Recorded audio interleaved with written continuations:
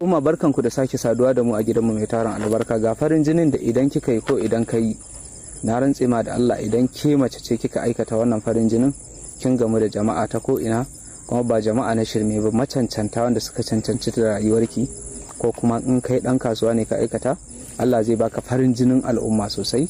Idan kai dan siyasa ne kai wannan, ko kasuwanci ko me kake, ko kana so Allah ya sanya soyayyarka ga zukatan mutane, billahi azimu Allah zai baka. Akwai suratul jumu'ati yusabbihu ta kan izu 5, ana zaka je ka samu madubi, kaman gobe lahadi, ranar lahadi ake aikin, zaka je ka samu madubi babba, sai ka sa a rubuta maka yusabbihu full ɗinta akai.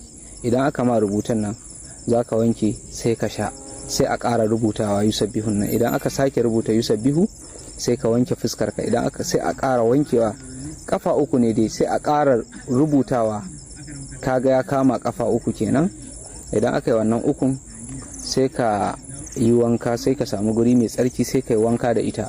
Amma ta inda mutum zai sauƙaƙa ma, in kamar misali mace ce za ta yi, ba ta kusa da wanda zai yi mata wannan, to za a iya rubutawa gaba ɗaya 3 sai a wanke su, sai ta zo ta raba su kashi 3.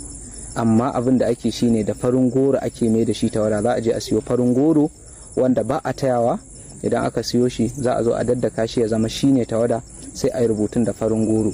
Idan aka gama a wanke, in kana kusa da mutum ya maka sai ya rubuta kafa 3, kafa ɗaya kana amfani da shi yana yi. In kuma baka kusa da shi sai ya maka kafa 3 full, sai ka raba ta 3. billahi azimu duk wanda ya sirran nan, musamman kalazumcinsa, sai dai ka hada da lahaula, saboda farin jini sai ya maka yawa. Wallahi an ba da shi saboda manzon Allah.